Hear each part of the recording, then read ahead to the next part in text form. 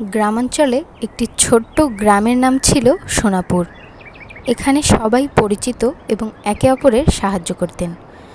গ্রামে একটি ছোট্ট দোকান ছিল, যার মালিক ছিলেন পরিতোষ। পরিতোষ একজন সৎ মানুষ হিসেবে পরিচিত ছিলেন এবং তার দোকানের জন্য গ্রামবাসীরা তাকে অনেক ভালোবাসতেন।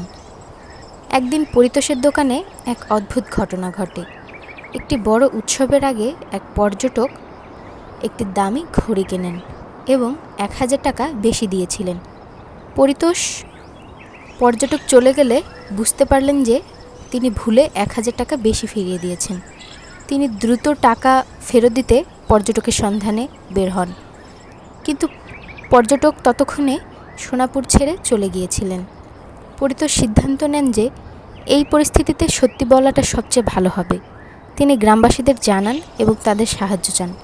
গ্রামবাসীরা পরিতোষের সৎ মনোভাবের জন্য তার প্রশংসা করলেন এবং সাহায্য করার জন্য প্রস্তুত হলেন। 1 সপ্তাহ পর পর্যটক একটি গ্রাম্য মেলায় ফিরে আসেন।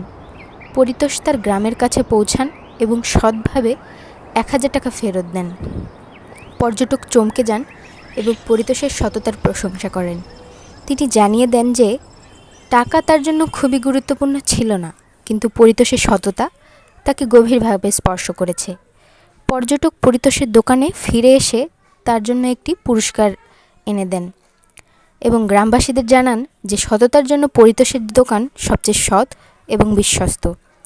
এই ঘটনাটি সোনাপুরের অন্যান্য গ্রামবাসীদেরও প্রভাবিত করে এবং গ্রামের মানুষের মধ্যে সততার মূল্য আরও বেড়ে যায়।